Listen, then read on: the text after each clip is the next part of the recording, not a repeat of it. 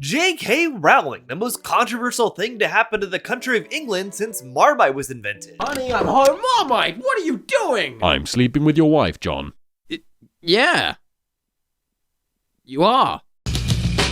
I think at this point it would be pretty fair to say that JK Rowling is very easily one of the most controversial figures of the 21st century, despite the fact her controversy actually didn't happen that long ago. It is kinda crazy to think about, but everything with her only started about 6 years ago. I remember that fateful day on June 15th, 2020, where I actually wasn't doing that much that day because it was the pandemic and everybody was quarantined. I think I was playing Fall Guys with friends over Discord or something, I don't remember. But nevertheless, this was the day that JK Rowling decided to go completely mask off, and the world of muggles and wizards would never be the same again. I know and love trans people.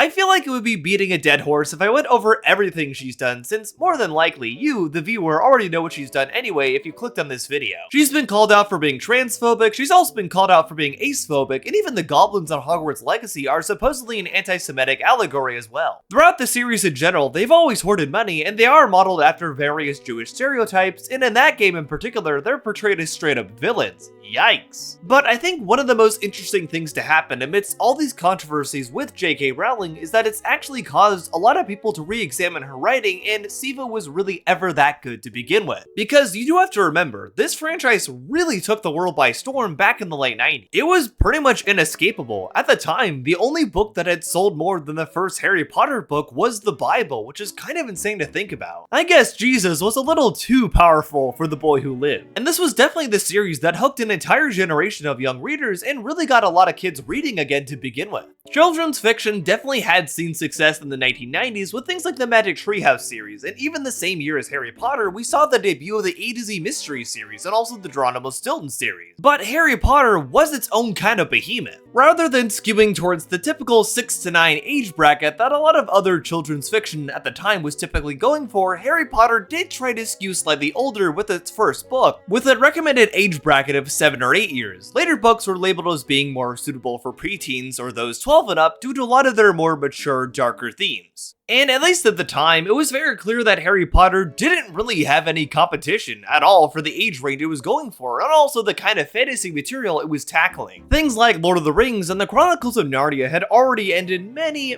years prior. And things like George R.R. Martin's Song of Ice and Fire, while that was being published around the same time as Harry Potter, was definitely skewed very directly at adults, not kids. So in a lot of ways, Harry Potter really was in a league of its own when it came out and had really no competition at all when it hit shelves, and it effectively started the young adult fiction genre as a whole. It was all because of this that in the 2000s, we saw the big YA fiction boom hit with things like Kingdom Keepers and Percy Jackson and The Hunger Games. And even though these were all fantasy series approaching the same kind of demographic as Harry Potter, all of them did it in very creative, unique ways. Something like The Hunger Games is definitely more derivative than the other two series that I just mentioned here, given the fact that its death game plot had existed in things like The Running Man and The Long Walk, which came out long before The Hunger Games was even a thing. But it still does do enough different to stand out as its own unique product. Kingdom Keepers is also a pretty creative fantasy series that takes place at the Disney parks after dark and after closing time, when all the guests have gone home for the day. The idea is that a group of different kids who were chosen as models for various holographic guides that tour people around the Disney parks end up becoming their holographic selves after they go to sleep for the night and end up in the parks themselves. They find out a lot of the Disney characters come to life after the park is closed, and they also have to stop a plot with the real-life Maleficent. It's a pretty unique series that implements different parts of the Disney parks in pretty unique ways. For example, at one point, a character has to draw a sword out of the Maelstrom ride in Epcot, since the series was written around the time when that ride still existed. And they end up having to use that sword to slay Chernobog, who's clinging to the top of Cinderella Castle, you know, the giant monster from Fantasia. And something like Percy Jackson takes a very unique stab at Greek mythology and finds some really cool ways to implement that and its characters into 21st century society. Also, it's got genuinely good neurodivergent rep given the fact that main character of the series is actually dyslexic. autistic. But something very interesting began to happen with all these other series being introduced into the same market that Harry Potter initially was trying to target. There is now a lot more room for different comparisons between various series and novels, since now Harry Potter wasn't the sole occupying force in this genre anymore. And especially in the wake of JK Rowling's controversies, it's caused a lot more people to really re-examine her as an author and see if she was ever truly that good to begin with. A lot of people have called out her very inconsistent world building and how she doesn't really seem to fully think through spells when coming up with them in the series and the rules that surround them. And how even with these inconsistencies, she always acts like her series is completely flawless. Now, I do have to mention, though, that JK Rowling claimed in one of her infamous tweets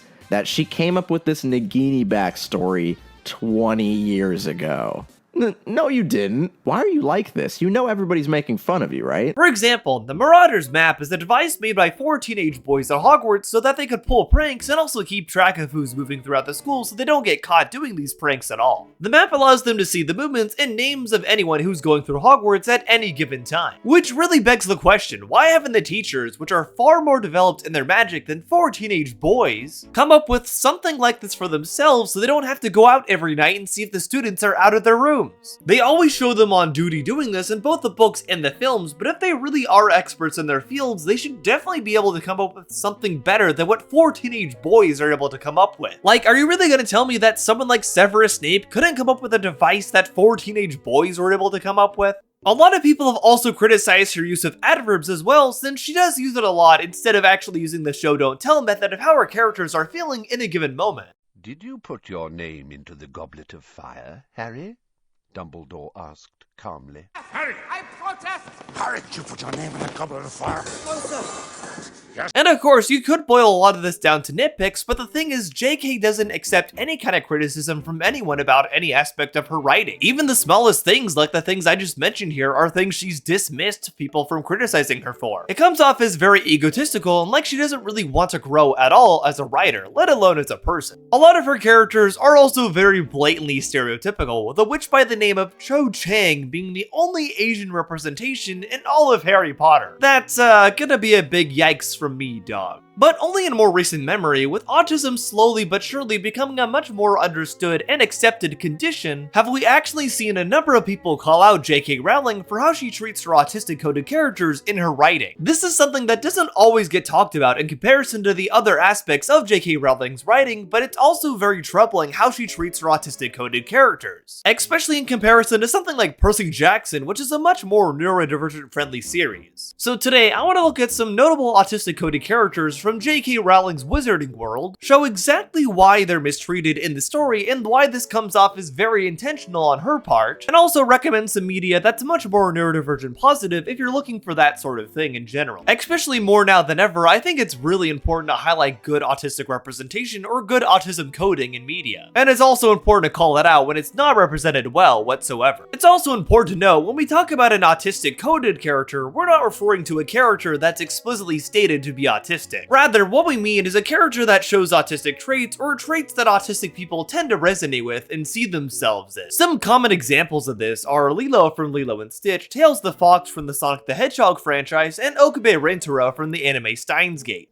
These often tend to be characters that autistic people see themselves in rather than characters that are explicitly stated to be autistic in media, since often representation isn't really that great even all these years later. Things like The Unbreakable Boy or Sia's music movie come to mind in terms of very bad and very intentionally harmful autistic portrayals. And in terms of the Harry Potter universe, one autistic coded character that does get discussed from time to time from this universe is none other than Luna Lovegood. Luna Lovegood is a character that was introduced in Harry Potter and the Order of the Phoenix. She's the daughter of Xenophilius Lovegood, the author of the borderline conspiracy theory publication That Being the Quibbler, which will come into play later here as well. Upon her arrival at Hogwarts, she was automatically sorted into Ravenclaw House and also teased and made fun of quite frequently by various students around Hogwarts for her seemingly odd behaviors, at least in their perspective. Now, regarding Order of the Phoenix, it's important to make the distinction between how Luna is treated in the book version of that story as opposed to the film version. Because, believe it or not, in a lot of ways, the writing in the books makes her even worse off than she is treated in the films. Let's start with the film version of her first, though. In the films, Luna is portrayed as having what what most people would consider a quirky personality, and also has some very clear hyperfixations, that being on magical beasts that nobody else seems to think actually exist. Which is kind of ironic given the fact these guys exist in a world where unicorns and centaurs exist and they spot them on the daily, so you'd think they'd be willing to at least hear Luna out on some of the creatures she is describing, but I guess not. Luna is also shown, at least according to her peers, as being a complete nonconformist and not really having any self-awareness whatsoever. To them, all of her actions and all the things she hyperfixates on, such as invisible horses that can draw carriages, which do exist, but they don't believe her on that existing whatsoever, and her wearing hoods in the shape of lions and also wearing glasses that allow her to see things that other people can't, are just part of her quirky personality. And we don't really understand it, but we'll try our best to tolerate it instead. You already see the problem here? Even in the film versions of these stories, Luna isn't really treated as a character as much as sort of a cardboard cutout of what most people consider an autistic girl stereotype, which unfortunately is a stereotype that a lot of autistic women still face to this day. Even in the modern era, with there being a lot more information out there about autism and neurodivergency, it's still very hard for women to actually be able to receive an autism diagnosis. And there still are a lot of stereotypes out there about autistic women and how they behave and act, and how a lot of people think they're all simply quirky people, and apparently think they all act the exact same, when really this isn't the case at all. Autism is a spectrum, so it affects each person differently, and that goes for autistic women as well. And while Luna obviously is portrayed as autistic coded and has a lot of autistic traits in the films and the books, she's not really treated as a real character for it. If anything, she's almost just treated simply as a joke. This becomes even more apparent when we look at how Luna is treated in the books by her peers, who often refer to her as a loony Lovegood. And this is very intentionally done to her so many times, even just in her first appearance in the Order of the Phoenix. She is called Loony Lovegood not even just by people around the school, but also members of the main core cast of Harry Potter many times throughout this book as well, like it's completely normalized. Ron especially is prone to calling her this quite a bit, as shown here on page 796 of Order of the Phoenix. While they're attempting to evade the Death Eaters in the Ministry of Magic, in the finale of that book, he says, "You know who this girl is, Harry? She's Loony Lovegood. Ha ha ha."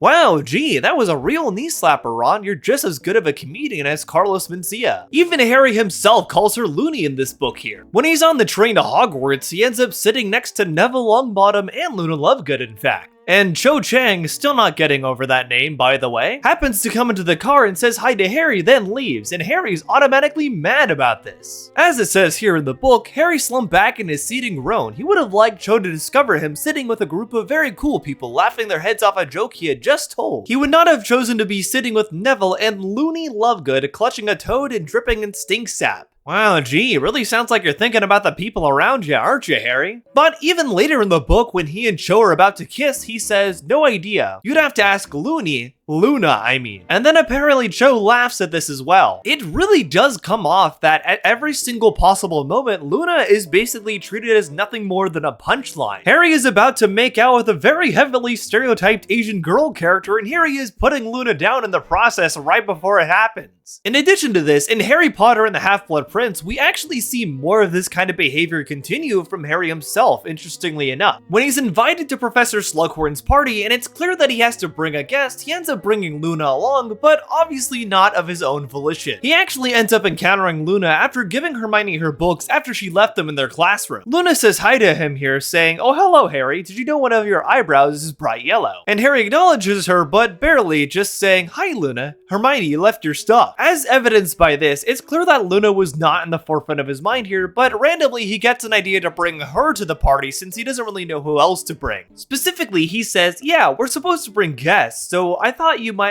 I mean just as friends, you know, but if you don't want to." And as it says here, he was already half hoping she didn't want to. Gee, go figure, I sure couldn't have figured that out with his attitude. And of course, it's in the midst of this conversation that Peeves finds out that Harry and Luna are going to the party together, since apparently he was listening into the whole thing. Once again, Luna is not treated as her own kind of character here. She's just here simply in service of a punchline again. And of course, Ron goes ahead and says, "You could have taken anyone, and you chose Loony Lovegood? To which Ginny replies, don't call her that, Ron. I'm glad you're taking her, Harry. She's so excited. And funny enough, while it may not be apparent in this isolated moment, this actually is incredibly disingenuous on Ginny's part. Because in the train scene mentioned previously from Order of the Phoenix, Ginny actually does call Luna Loony Lovegood, behind her back even. When Harry is moving over to the train car to sit next to Neville and Luna, Ginny actually tells Neville as they're getting on the car that there's room in this one, there's only Loony Lovegood in here. And of course, she says this right behind Luna's back before they actually go to talk to her. And when they do talk to her, Ginny acts like nothing has happened and like she hasn't been trash talking Luna whatsoever, saying, "Hi Luna, is it okay if we take these seats?" That two-faced son of a jackal. Honestly, I would actually say Ginny is a lot worse to Luna than the other people I just mentioned here. Because while the rest of them are making fun of her, and Luna is very aware of this, Ginny is doing the same thing, but intentionally behind Luna's back. She's nice to Luna's face, but she goes ahead and insults her behind her back just like everybody else. And for some reason, throughout the entirety of the writing in these books, this is all just treated as a fun joke. It ultimately comes off as very objectifying of Luna, and once again, not really treating her as a real character whatsoever. I would argue this is definitely a widespread problem with a lot of different characters in JK Rowling's writing overall, since especially with characters that aren't the main forefront of the cast, they aren't really that fleshed out at all, even if they are still major characters. I think a character like Luna is a great example of this, and also it's definitely a pretty good example of intentionally objectifying an autistic coded character simply for a punchline, or to treat them as this silly, quirky being, which honestly is incredibly dehumanizing. For a bit of a comparison, this also very blatantly happens in The Unbreakable Boy, which I watched last year and reviewed, and that was still by far the worst film I watched last year. And that's even including the Smurfs, so that's saying a lot. This is a film based on a book by the author Scott the Red, based on his own experiences having an autistic son with brittle bone disease named Austin. And the film starred Zachary Levi of all people, who is noted for thinking that vaccines cause autism. Yippee. Wow, you really cast the best possible candidate there, didn't you, Scott? Well, the movie initially marketed itself as being about Austin and focusing on his life as an autistic person. Perhaps unsurprisingly, this is not what the movie is about at all. Rather, it focuses on the dad and his insane struggles to care for a kid with autism, and also how it's so hard for him to not be an alcoholic while caring for his autistic kid. Wow, gee, poor you, Zach. Inevitably, Austin, who is supposed to be the main autistic character here, is not a character in this movie whatsoever. He's little more than just a step stool used by a lot of the neurotypical characters in this film to make them feel better about themselves. Throughout the entirety of this film, Austin is constantly objectified, not seen as a real person whatsoever, used constantly as a punchline, and ultimately just exists in the film as a mere prop to make the neurotypical characters feel better about themselves. And in a lot of ways, I see a lot of parallels between this and the way Luna is treated in the Harry Potter books. Her autistic coding and how she is as a character is pretty much constantly treated as a punchline, and she is never allowed to show any kind of complexity as a character whatsoever. She pretty much is consistently shown to be an autistic coded prop that a lot of the other characters just get to laugh at when they want to feel better about themselves. It's honestly kind of disgusting and just downright depressing how often this happens in the books. And I think this is actually very telling when we look at the movie adaptations of the books that Luna actually appears in. While I would still say the movies definitely fall into the trap when adapting JK Rowling's work of not really making Luna a real character at all, it definitely is very clear there were some changes made to how Luna is actually treated in the movies as opposed to the books. For instance, at least in the filmmaker's case, they were smart enough to not have every character constantly calling Luna Loony Lovegood. In fact, she's only ever almost called Loony once by Hermione when she first appears in Order of the Phoenix, but Hermione actually is smart enough to stop herself at the very least. Everyone, this is Luna Lovegood. This, of course, still isn't great because it does imply that Hermione and others are probably still calling Luna this behind her back, but at least it's more bearable than constantly seeing Luna called Loony for no real reason whatsoever by pretty much every character in these books. And I will say that at least the scene between Harry and Luna when they're going to Slughorn's party together is slightly more bearable in the movie than it is in the book. In the movie, they don't have Peeves hanging around and hearing that Harry and Luna are going to the party together and as a result spreading the word and causing everybody to make fun of Luna, but inevitably they still find a way to treat this moment as a joke for no reason whatsoever. Who are you going with? It's a surprise. Anyway, it's you we've got to worry about. You can't just take anyone. Well, ask someone I like. Someone cool.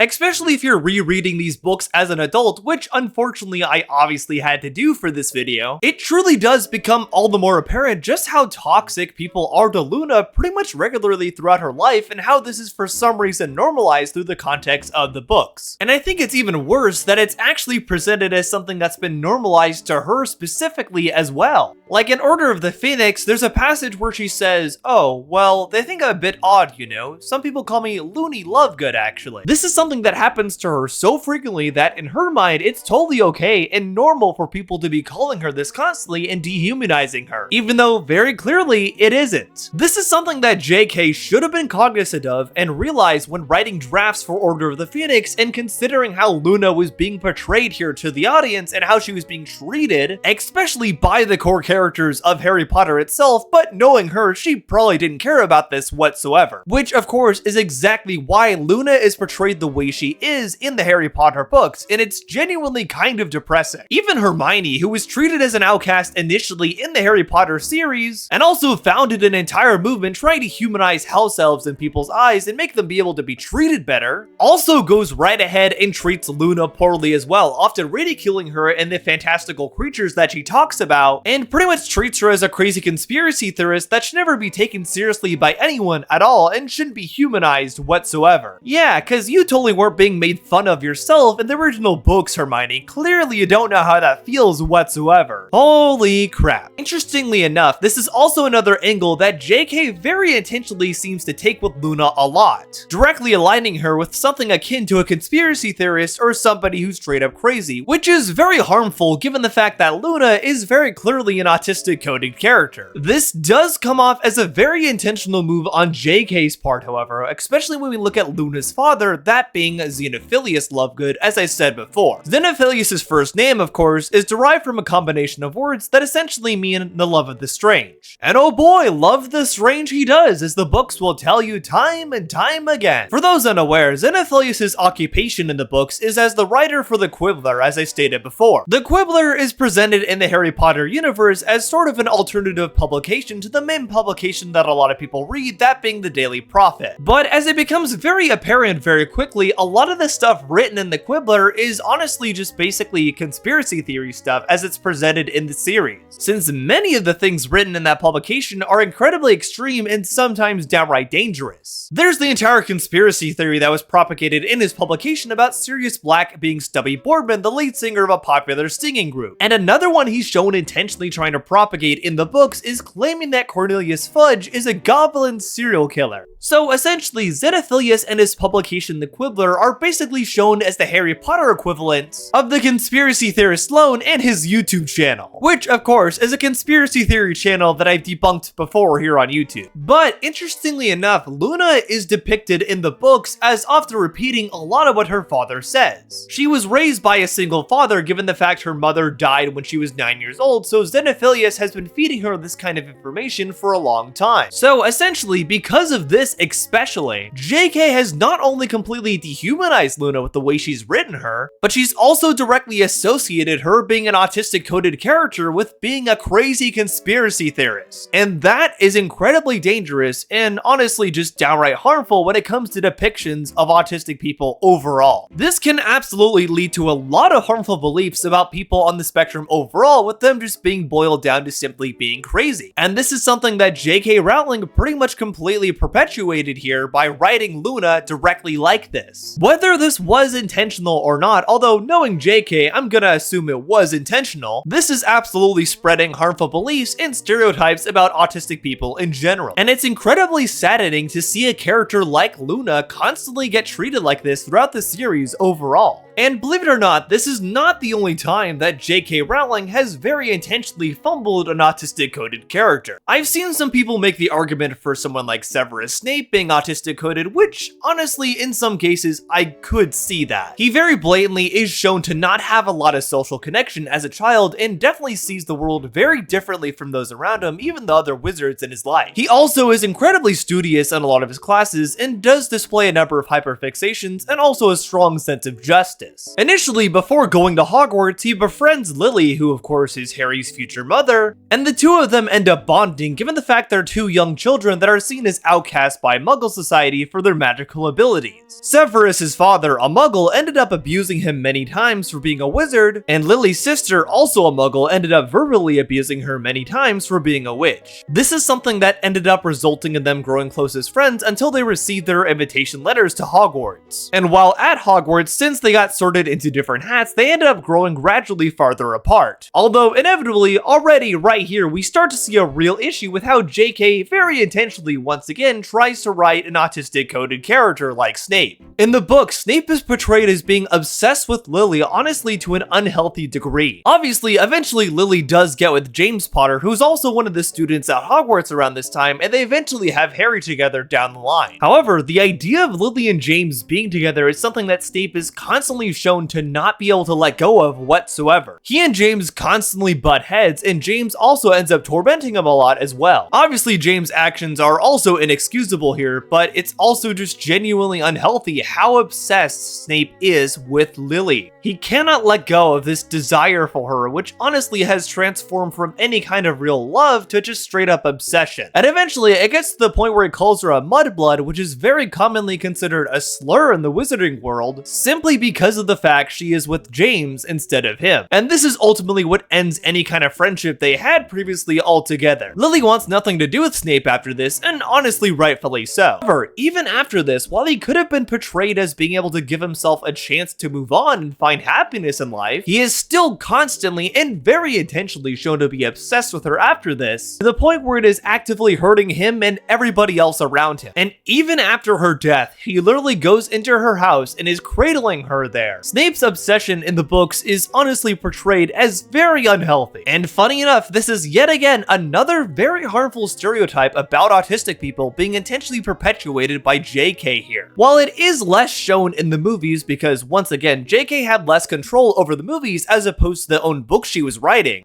Snape is constantly shown as being downright obsessed to an unhealthy degree, and very darkly so, with one particular person. And this is actually a very harmful stereotype that a lot of people do often have about autistic people. Something like The Fanatic with John Travolta also very intentionally does this as well, showing its main autistic character of Moose being darkly and unhealthily obsessed with an actor that he really likes. And it gets to the point where he ends up stalking this actor, trespassing on his property, and kidnapping him too. In a lot of ways, this is also the kind of harmful stereotype that JK is perpetuating here with Snape. At least when it comes to the version of the character in the books anyway. This is very clearly a pattern she has had for a long time when writing these kinds of autistic coded characters, but I think actually perhaps the worst example of her very intentionally and blatantly trying to thrash an autistic coded character would be none other than Newt Scamander from the Fantastic Beasts movies, which JK had some writing credit on. Now, I do want to preface this by saying I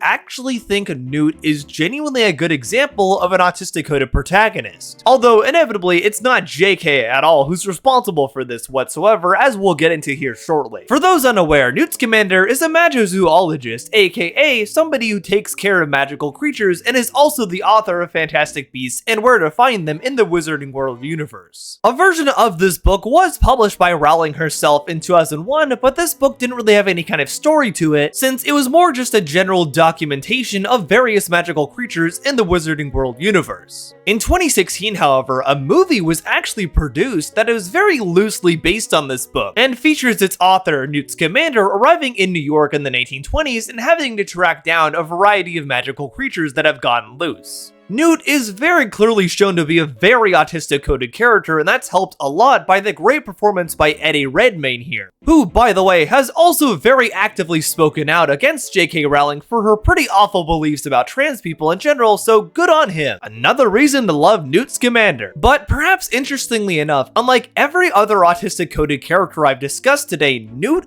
actually is a real character. He is actually a pretty complex, well thought out, genuinely good autistic coded protagonist. And he doesn't at all lean into any kind of negative stereotypes. And just in general, he might be one of the most unique protagonists in a major American blockbuster film of the past 25 years in general. In most major American films of the last 25 years, at least those that feature male protagonists, the male protagonists portray a very specific kind of masculinity that most Hollywood audiences have been conditioned to seeing in their male heroes, especially when it comes to blockbuster action films. Sometimes they're guys that need to come into their own and find their own strength in general. Or sometimes they're guys that are incredibly quippy and always have some sort of clapback to any sort of danger around them. But Newt is so interesting because he portrays a very specific kind of masculinity that isn't really shown in a lot of major American films, especially with male protagonists. He is not quippy or upfront or even that confrontational in general at all. He's not someone who goes up and straight up laughs at danger, nor is he ever really shown to be that skilled in combat either. He is simply a very timid but genuinely very caring person that really does show empathy for pretty much everybody around him, animal and human alike.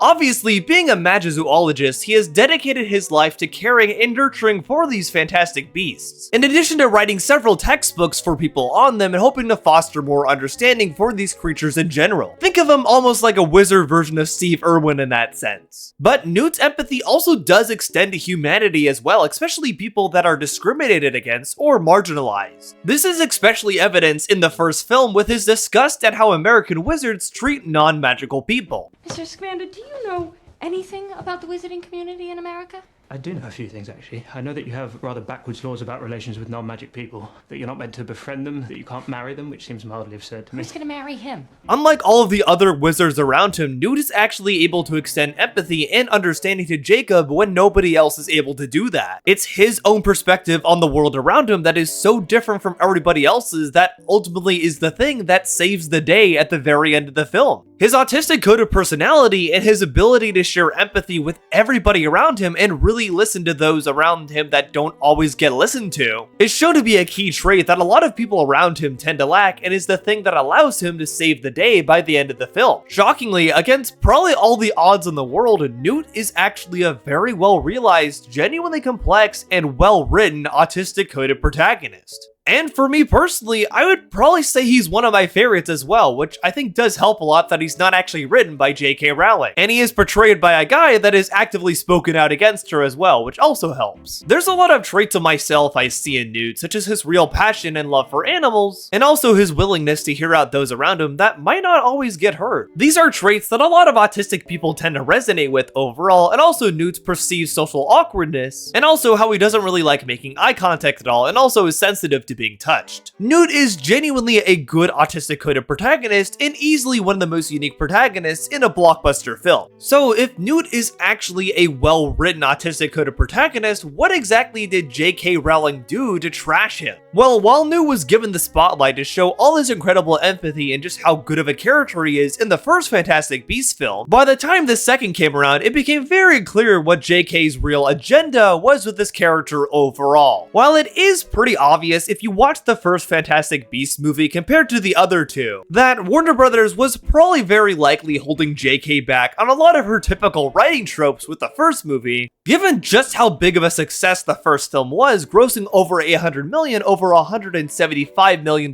budget, inevitably Warner Brothers made the very unwise decision of letting JK go nuts with the last two films, and this is where all the problems came in. Oh boy. The problems already became very apparent in the very notoriously messy film Fantastic Beasts: The Crimes of Grindelwald. This film apparently was supposed to be the start of setting up an epic duel that was briefly sort of hinted at in the books, and took place between Albus Dumbledore and Gellert Grindelwald. But the problem is, the first movie is a pretty simple movie on its own, and it mostly focuses on Newt. Sure, Grindelwald shows up in it, but he's at the very end, and he's not really a major plot point in that movie at all. Most of the movie is the cast thinking he's a different guy altogether. So already, this is a pretty flimsy basis to try to launch an entire 5-film franchise apparently to set up this epic duel between Dumbledore and Grindelwald with. But it becomes even worse when you remember that Newt was the main character in that first film. So take a wild guess what JK very intentionally ended up doing to Newt in both the second Fantastic Beasts film and even more so in the third. You guessed it, completely shafted him and moved him off to the side. So now, Newt, despite being genuinely a good autistic coded protagonist, was not even the protagonist of these movies anymore. But honestly, in a lot of ways, if you look at the second 2 Fantastic Beasts films, I honestly don't know if you can really pinpoint a main protagonist in any of those movies overall. Given the fact JK wanted to completely reroute Fantastic Beasts to be about this epic duel she was planning between Grindelwald and Dumbledore, she inevitably pretty much completely wrecked things and made things really unfocused in general. There's a whole plot point in the second film about Nagini, Voldemort's snake, being introduced as an Asian woman who's being used as an attraction in a fair in France, and then that doesn't go anywhere for no reason whatsoever, despite the fact it's introduced randomly. There's a whole thing about Credence, Ezra Miller's character from the previous film, somehow coming back despite being exploded. He literally self-destructs at the end of the first film, but then somehow he's back?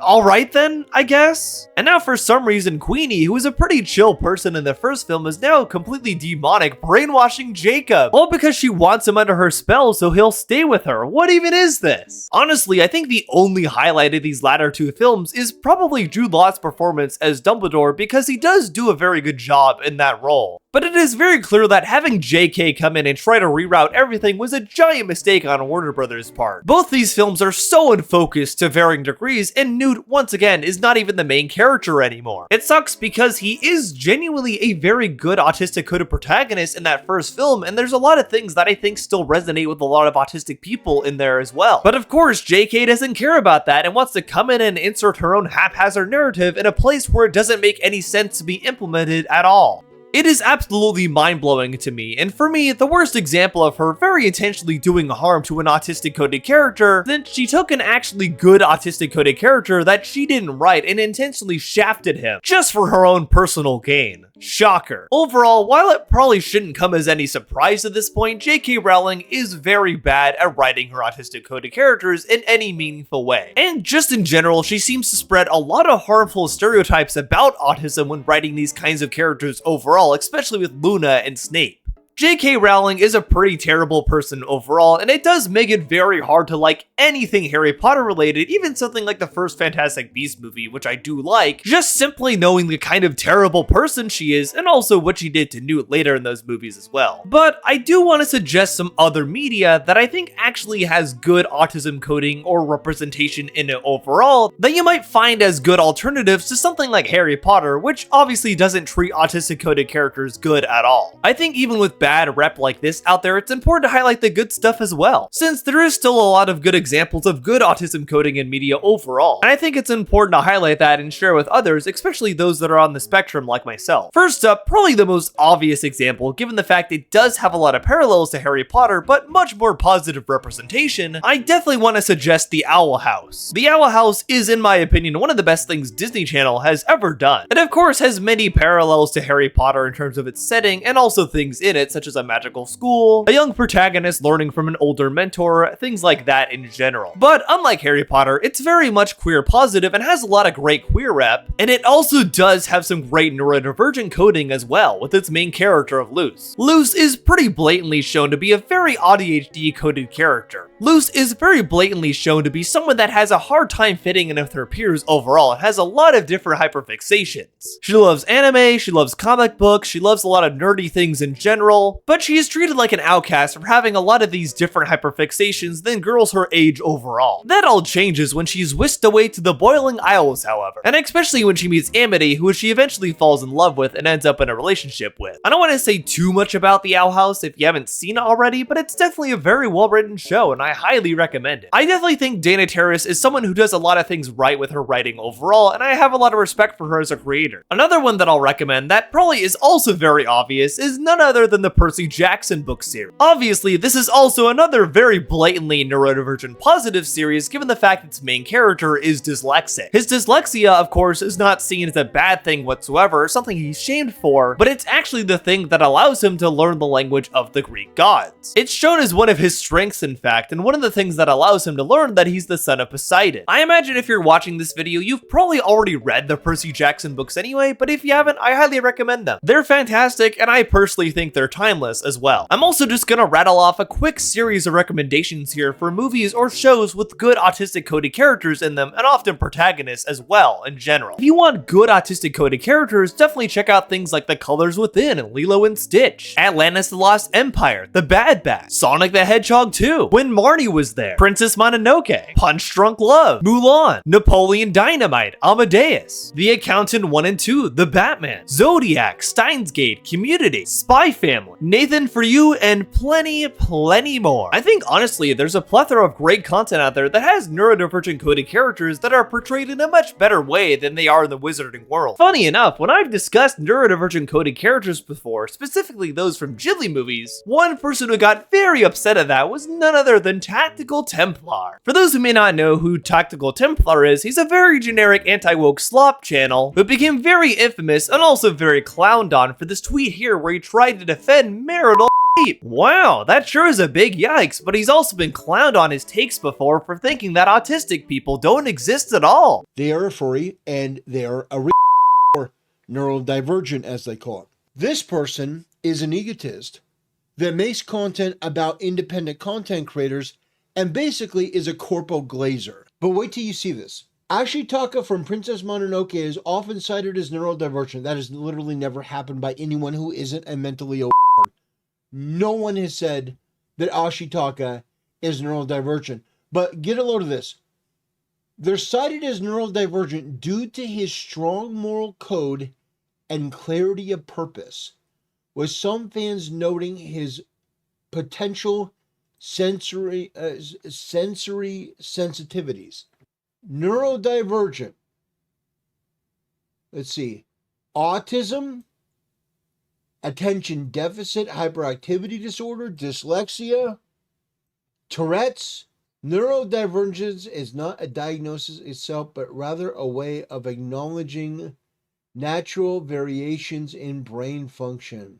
Yeah, buzzword bullshit for it's the word for narcissists. You just don't want to use the word.